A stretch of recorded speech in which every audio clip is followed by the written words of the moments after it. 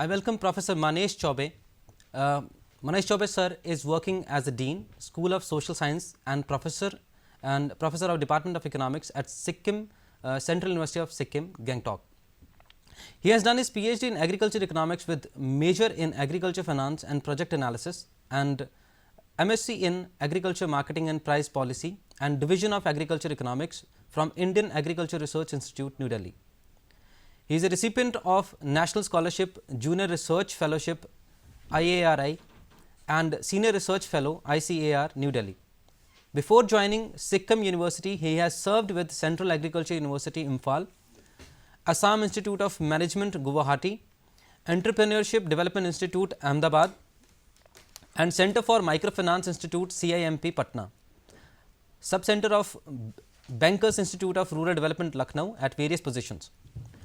Professor Choubey was associated with various projects sponsored by Ministry of Agriculture, CPAT, International Livestock Research Institute, Nairobi, Central Agriculture University, Imphal, NABARD and Bankers Institute of Rural Development, ICSSR, etc.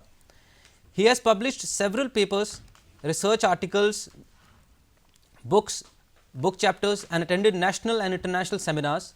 He is member of Indian Society of Agriculture Economics, Society of Agriculture Economics Research Review, AIMS International and Indian Society of Agriculture Marketing and Executive Council member of Indian Economic Association. He is reviewer of several research journals and project proposals. He has served as visiting faculty of Indian Institute of Entrepreneurship, Guwahati, Central Institute of Forest, Barnatan and Central University, Bihar.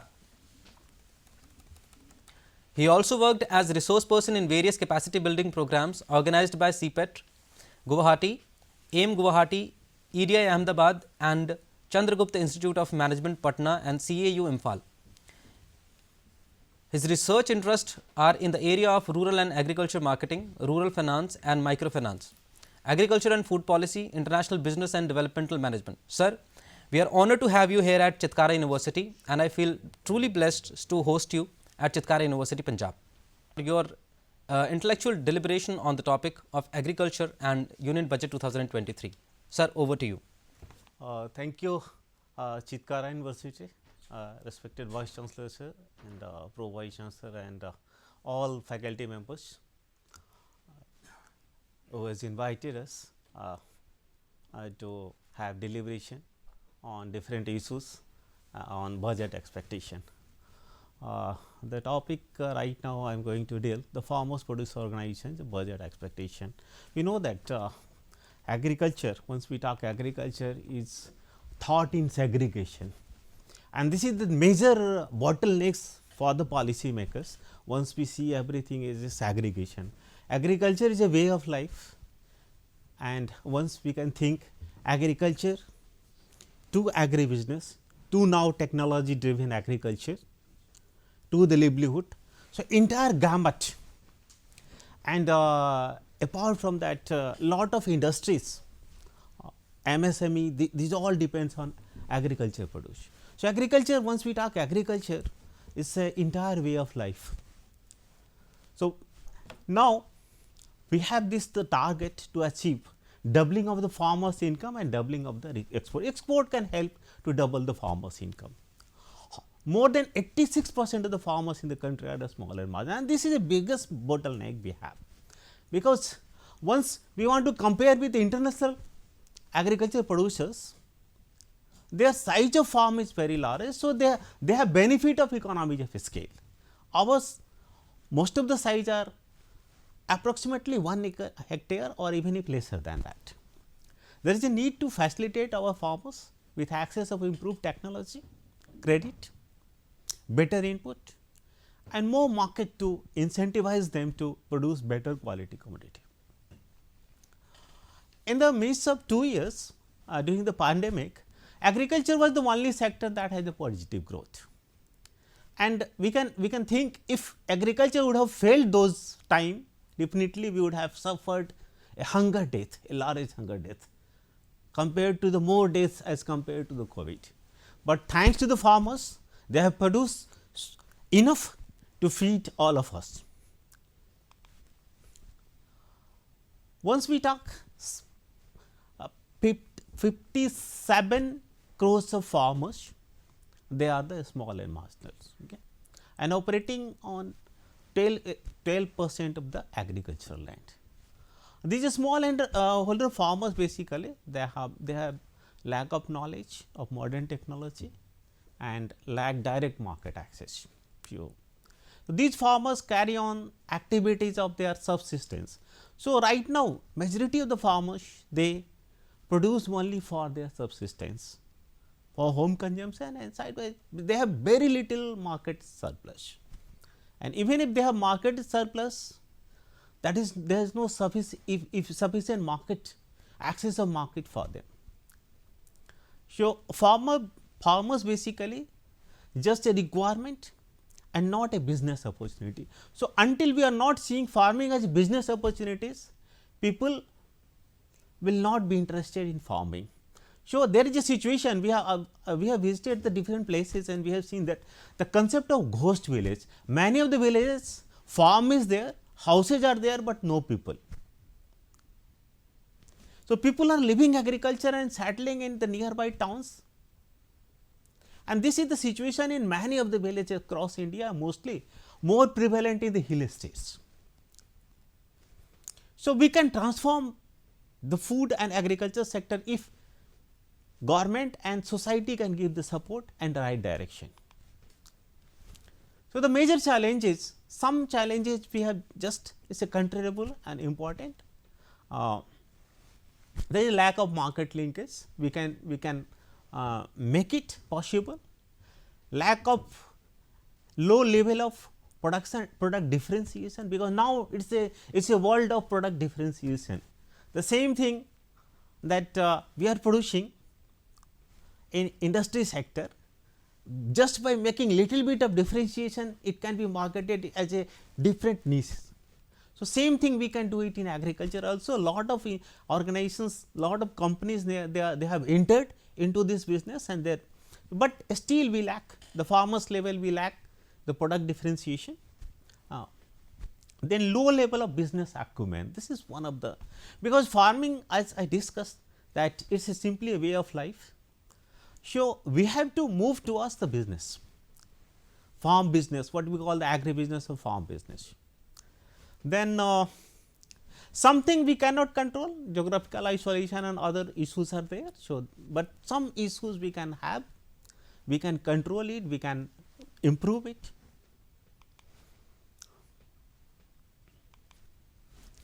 How can a small farmers improve their access to market? This is a one major question, okay.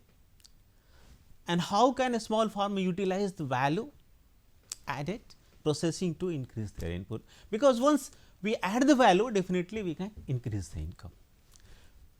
So, the way is the we have to maintain the agri value chain, we have to improve the agri. So, the value added agriculture what we call, okay.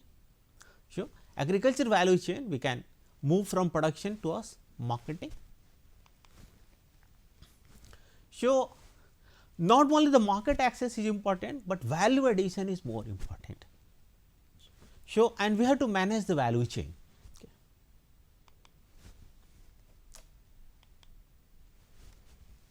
So, the problems we are facing that because size is small and individualization is one issue, because they are segregated, the farms are segregated and people are doing on individual basis. The collective effort, collectivism is lacking. Although we had a concept of cooperative, cooperative has succeeded in some of the commodities like milk, but could not succeed in many of the commodities. Okay.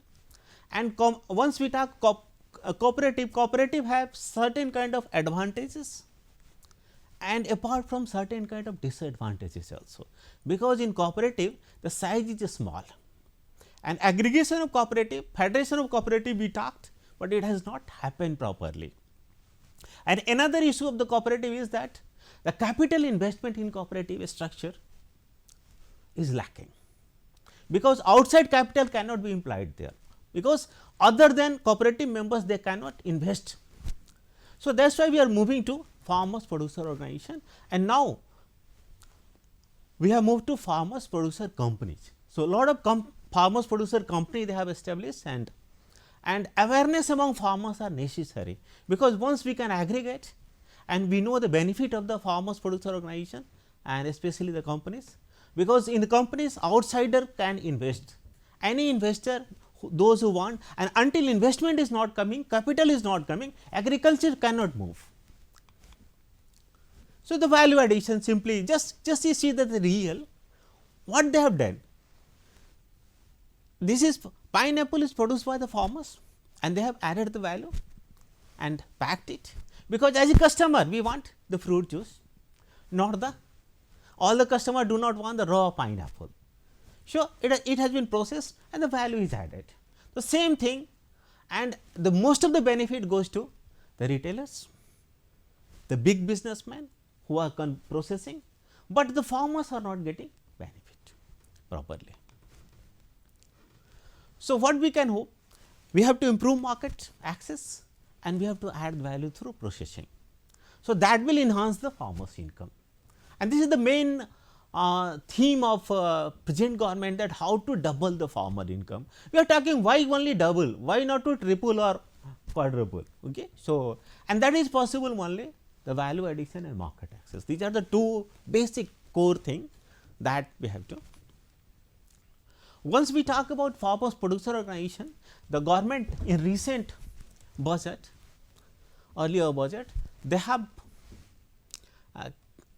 started the formation and promotion of 10,000 farmers producer organization. These farmers producer organization already working after 2003, once there was a changes in the rule that farmers can also form a companies.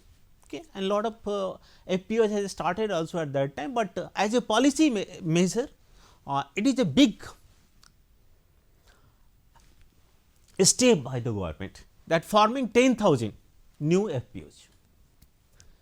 So, the main purpose of FPO is to maximize the farmers' income, and to do so they provide services and activities which will help the farmers to cater such as needs, supply of quality production inputs like seeds, fertilizers, pesticides at a wholesale rate, at a better rate. Aggregation of small and marginal farmers and landless farmers into FPO will help the economic strength and market linkage of the farmers for enhancing their income. So, this is the basic purpose. So, once we talk the farm FPO, basically farmers are segregated, they are doing their different activities, how not to aggregate it. So, form a what we call FIG, farmers interest group, and then at the village level, and then aggregate it to form FPO at a larger. Okay. So, this FPOs basically, once we talk about FPOs, they can utilize the better for a better prices for their collective marketing of their produce. Just like I will give you example, the ginger is produced in the hill states, but if you see that at the harvest time ginger price goes so low, because individually they are selling, there is no aggregate marketing. So, now the farmers have started aggregate marketing, they have collected their produce and sending it to the distant places where demand of ginger is there in larger scale, okay, to the industry, to the other places, and definitely farmers are getting benefit. One issue, that largest cardamom, I belong to Sikkim. In Sikkim we used to produce largest cardamom, but the local demand was very less. So, farmers were not getting the price. Now, with the help of technology, with the help of aggregation, and the produce was also somewhere, people were producing only 10 kg, 15 kg and there is no market. Now, they have aggregated, and with the help of FPOs, they can sell it not to the national market, but now they are selling internationally also. Then FPO basically equity contribution can be made by the farmers, or even if they allowed other organization also to form to help them to invest. So, this is importance, basically we talk about the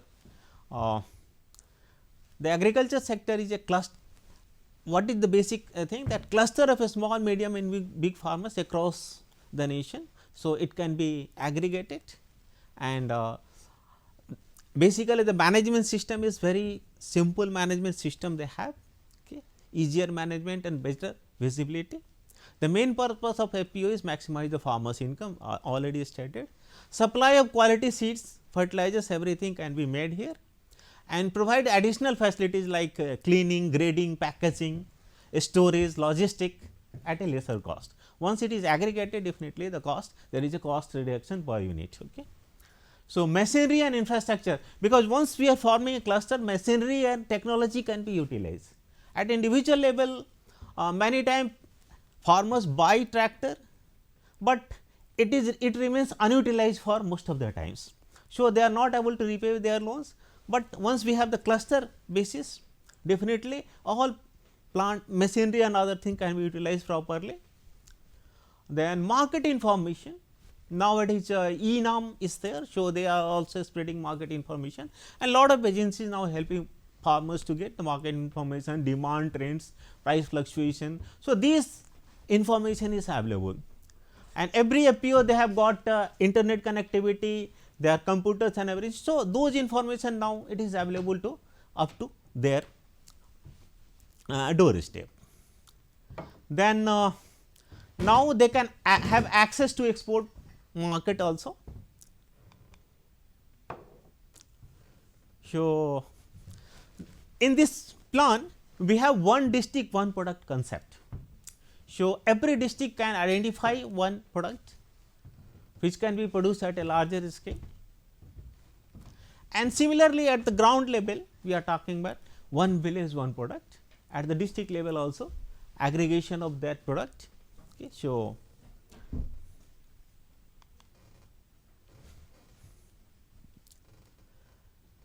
here as a number, roughly till date we have roughly 6,000 FPOs, and 3,000 are registered with Department of Agriculture, Agriculture and Cooperation, Ministry of Agriculture, and they have and even if 1,000 FPOs have registered with e-NAM. e-NAM platform gives the market information on regular basis, and they are allowed to have e-trading. So, they can sell their produce through on e-platform, electronic platform. So, that is now, and it has become possible only through formation of FPOs. So, this is the different state wise numbers. Some of the states they have even if a small state like Sikkim, we have 30 FPOs working. We have trained the farmers to form FPOs, and now 30 FPOs and more FPOs are coming on the way, and I hope that in coming years more and more FPOs will be, and the cardamom, ginger and other commercial products they are selling across the country. Okay. So, some of the successful FPOs like potato paper making, then input retail outlets, late Prayagraj, wholesale counter of vegetables. Now, NABARD has also set up that rural marts and other things, that is also now being tagged with FPOs. Then Sri Kurao farmers producer companies, okay, Uttar Pradesh. So, many these are the simply few. We have number of one FPO is Masuta, which is basically producing this fabric, and this and that Masuta now doing business of crores in crores. So, they are producing Tasar silk basically, and Tasar silk, you know that in that area those tribal farmers they were simply collecting cocoon, and so now Masuta has invested that NABARD and others have companies have invested in Masuta, and now these all the communities are aggregated, and now they are producing Tasar, and then there is a linkage with the market, okay, and government is selling their produce. implementing agencies basically. So, what is needed? One thing was government was trying since long, that institutional support. So, particularly for agriculture section, institutional support is needed. Once we are trying to develop the agriculture, sustainable agriculture, simply sustained agriculture to agribusiness, definitely institutional support is needed. So, lot of institutions have come up, they have been assigned to provide, and one of the most important is SFAC, a Small Farmers Agribusiness Consortium. Apart from that, NCDC, NABARD, NAFED, NIRAMEC in northeast, then Tamil Nadu Small Farmers Consortium, then other states, these all are supporting institution which is providing help in formation of FPOs, training of FPOs people, providing business ideas, providing business support, market linkage, and even if the bank linkage program, helping in bank linkage program, providing technology. So, lot of efforts are being made, and it is possible only once the farmers organize, because we had the extension system, old extension system, we used to talk to the only for the production purpose, only talking to the individual farmers, but aggregate, once we talk aggregate now. So, FPO is one of the solution. Then we have the implementing agencies. So, other organizations, SEWA and others also, some international organizations are also helping FPOs. Definitely progress has happened, even if the current year also you will see that lot of FPO cluster has been formed, okay. And now NAFED and other organizations has helped like honey FPOs and some other kind of FPOs, okay. So, lot of product specific FPOs are coming up. So, the basic benefit that the farmers need, that each FPOs will get financial assistance of 18 lakhs and loan up to 2 crores. Okay. So, 18 lakh is a financial assistance given by them, and apart from that loan up to 2, and then again the equity, for equity grant also 2000 per farmer. So, up to 15 lakhs per FPO. So, there is a very good handsome amount of money given to FPO to start their business. At the district level, we have the different committees. So, this is the organizational setup, and at the national level, we have this national project management agencies, and that is helping. And apart from that, institute like BIRD and other institutes, they are helping them to skill upgradation, training and other aspects. Then this is one step what you call Krishi Atmanirbharta. Na? So, Atmanirbhar Krishi. Na? So, that is also it is a part of Atmanirbhar Bharat, you can say, and so at the village level. So, it will create opportunity at the village level. So, this will help to solve the unemployment problem also up to certain extent. The budget, once we talk, because only in the earlier budget, this last year budget, they have specifically mentioned that they will form FPOs. Before that, the policy was there, but implementation was not up to that extent. Okay. So, government has given, and for agriculture we have seen that in expected so roughly 1.38 trillion rupees that budget allocation, once we see the entire farm sector including animal husbandry, research, fisheries, okay, dairy, because once we talk agriculture, it includes everything, even if the forestry, okay, forest produce also becomes part of that. Okay. In addition, we are talking about the schemes on digital and natural farming scheme. So, this is also one step ahead. Now, we talk even if the new technology like the drone technology, AI, ML, these all technologies are being used now, okay, in agriculture sector, and there is a budget allocation in the last year budget also there, and we expect that in future also the budget will at least continue, because we do not expect much hike in the budget, but at least it will continue, these programs will continue, that will help the agriculture sector to incorporate technology up to the farmers level. Okay. So,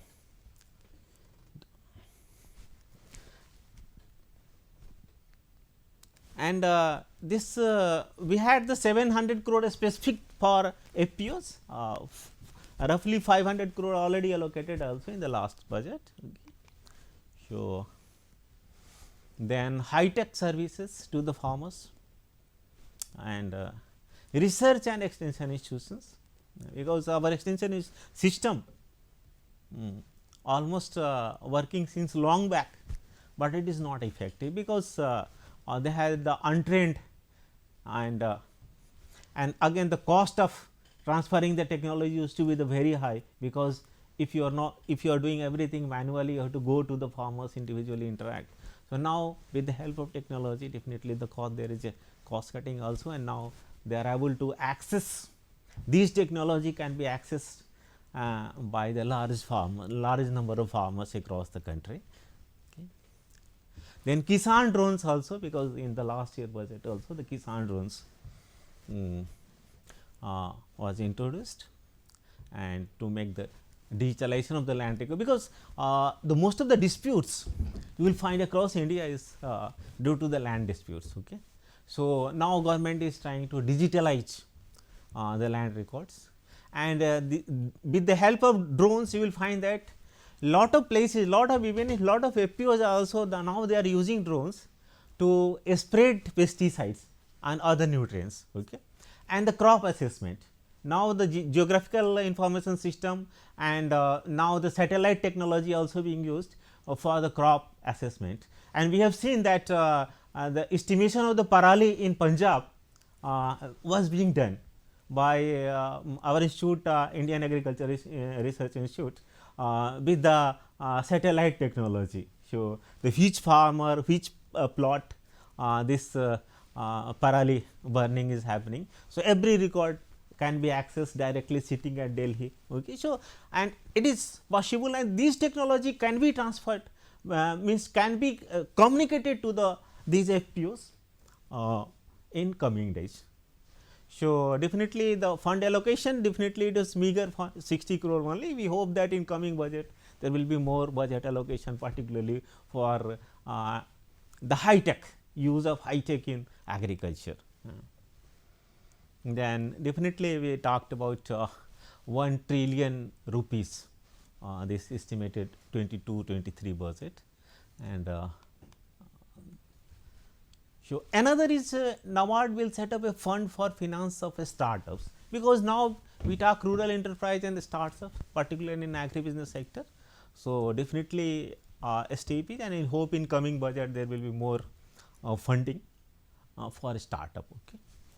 And those focus on rental FPOs, for FPOs providing rental machineries and technical support.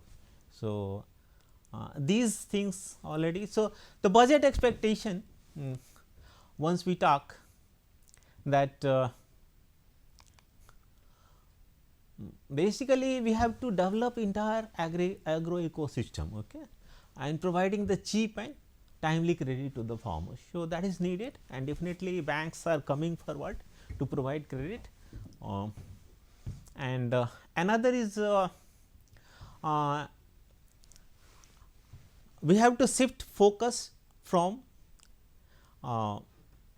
funding for long term funding. We talk that for land improvement, for making infrastructure, okay, permanent infrastructure, and crop insurance is also one of the key areas. Definitely we had a comprehensive crop insurance scheme, but many of the farmers were not aware. But nowadays through with the help of technology, the crop losses can be estimated properly, and then now more and more farmers are entering into crop insurance scheme. And budget must focus on expanding the crop insurance scheme. So, it is time to bite the bullet on incentivizing innovative farm techniques. This is drip irrigation is one area, and now lot of companies they are investing in providing drip irrigation. Definitely farmer government should come forward and give more and more subsidies, because the water, this technology definitely is will help in water use efficiency. So, this drip irrigation and other techniques, and particularly in the water scarce area. Then special incentives, tax breaks and easy credit are called for. Similarly, a boost to lift irrigation and vertical farming. Nowadays, the concept of vertical farming you must have seen at the different places, because land is scarce. So, definitely for the coming budget we hope that for vertical farming a special scheme may come, and definitely vertical farming will be funded. Okay. And definitely 2023 budget needs to incentivize such innovations. There is not enough investment happening in pre-sale and post-sale infrastructure. So, definitely government has to set up rural godowns and cold storage and other infrastructure, and even if to have the public private partnership also in these areas. And so, then quality checks and monitoring of the soil is a key data points. Okay, can be handled by bigger allocation to mobile soil testing labs. So, definitely for that also we hope that we have the soil health card scheme already running, but soil health card is we have surveyed, we have done some of the studies, and many of the farmers are not aware even about the soil health card. So, definitely these kind of so the basically this testing labs has to be improved, mobile testing labs. Okay. Because sending soil and getting tested and getting report, it used to take a lot of time. That is why, so mobile soil testing labs has to be set up, or just to be put at the different places. In addition, storage, low wastage transformation, transportation, okay, and supply chain. Okay. So, these unless that happens, supply chain constraints will plague the agro ecosystem. Sure, definitely we have to set up, we have to invest in low wastage transportation, because particularly for fruits and vegetables, almost 1/3 of the fruits and vegetables are wasted every year, and this is a huge wastage. Okay. And so, government can incentivize setting up warehousing facilities, cold storage, primary pack houses. Okay. And agriculture infrastructure can also be tax incentivized. Import substitution must be the major theme in this budget. Edible oils, edible oil is one of the major issues, and we are importing lot of edible oil. So, definitely our edible oil production has to move up, and although we have achieved self sustenance in pulse production, but edible oil definitely import of edible oil is so, definitely we have to incentivize our farmers to produce more and more. So, oilseed mission has to be given more priorities in this budget. Thank you very much.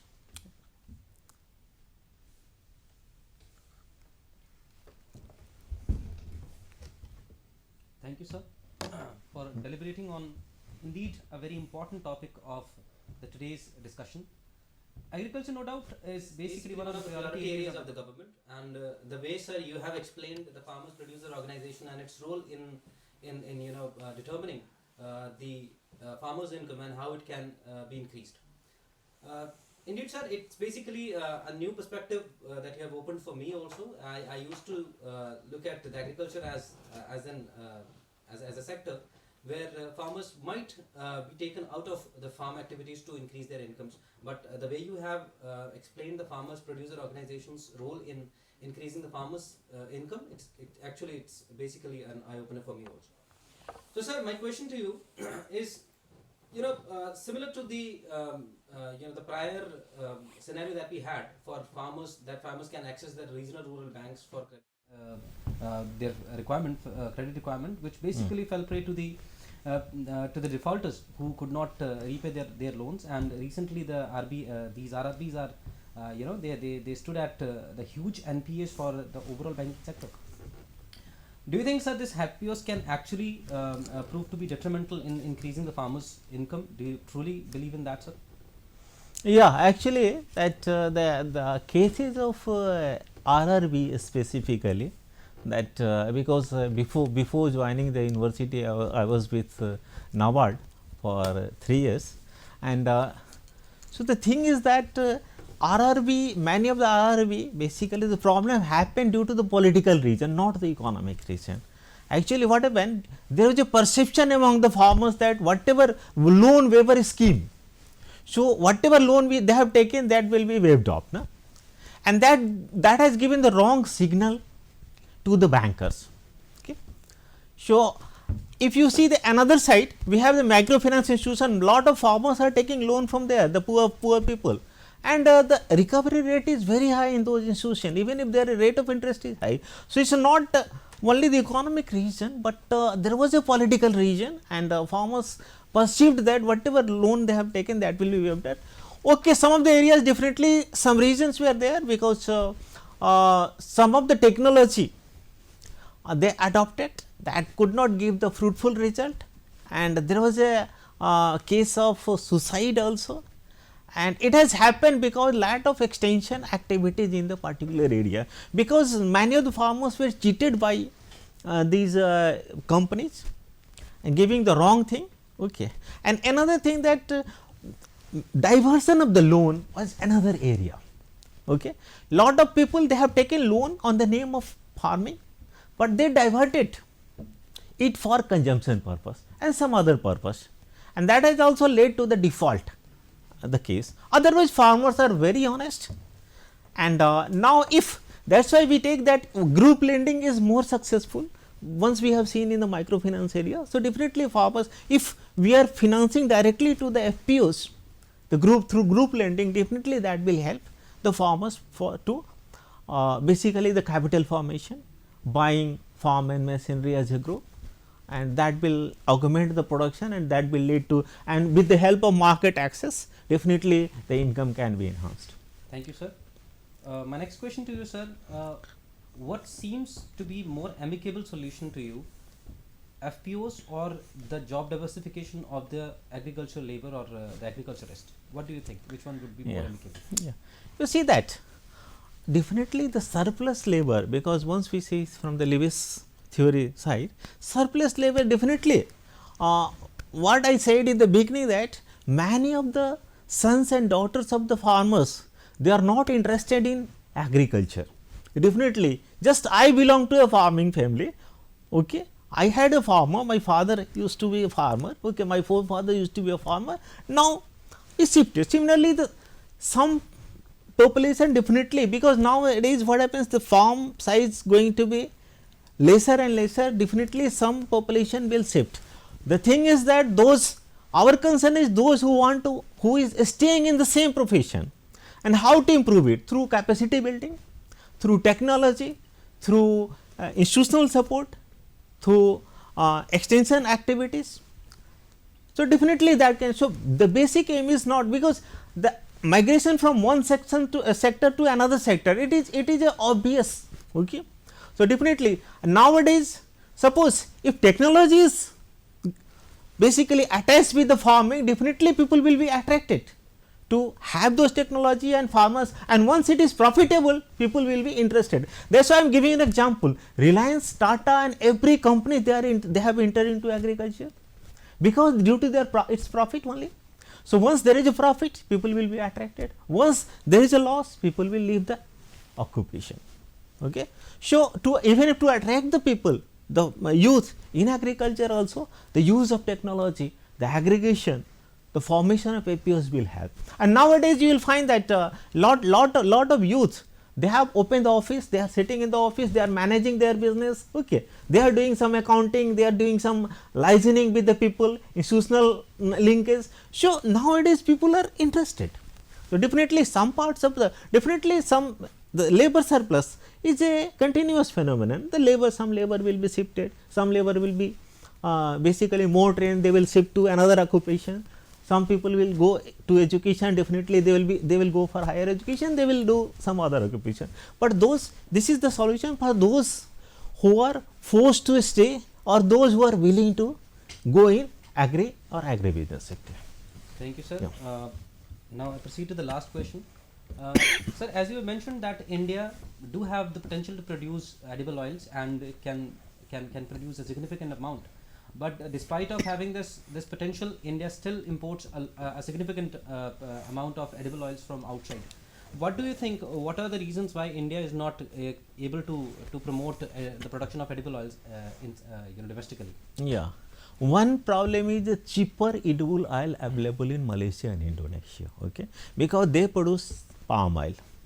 But we have to educate our farmers and consumers mostly, because the consumer is ultimately, because those who demand for edible oil. No? So, once we educate that our edible oil, which is the mustard and some other whatever we produce, groundnut, definitely that is more healthy, okay, or soya bean, that is more healthy as compared to palm oil and some other. Definitely once there is more and more demand, definitely, and more and more benefit to the farmers, definitely farmers will produce more and more edible oil, and definitely the use of technology and other support, institutional support, definitely that is needed for the farmers to produce better, okay. So, we have to incentivize by the different ways, and FPOs will be one of the answer, that through FPOs we can just like we have done through microfinance, the credit of take and everything has enhanced, even if the repaying capabilities also of the rural people have increased. Same thing we can incentivize our farmers or FPO members to produce more edible oil, and if we are providing the market linkage particularly for edible oil, and health consciousness among the consumer is also very much important. So, if consumers are more aware about their health consciousness, definitely edible oil production can increase. I would just add one thing into Yeah. my question, sir. As Government of India has announced MSP on food grains, Yeah. and ever since Indian government has announced MSP on food grains, we have seen a huge increase in the food grain production. Do you think that announcing MSP for edible oils could also supplement the process of production? Actually, we have one organization called NAFED. Okay, through NAFED we are buying means edible oil seeds. So, oil seeds basically we buy. We do not directly buy from edible oil, but we buy mostly the oil seeds. Okay, so oil seeds it's a, and government basically buy oil seeds from the farmers. Okay, it's but only that the approach and access to the farmers up to NFED and back is comparatively less. Okay, so just like farmers and for rice and wheat, and that's why we have to move from rice wheat cropping system to some other commercial cropping system, and edible oil definitely that will help the farmers. And that's why most of the FPOs you will find that they are not into the conventional business, they are moving to the high value crops. Okay. Thank you so much.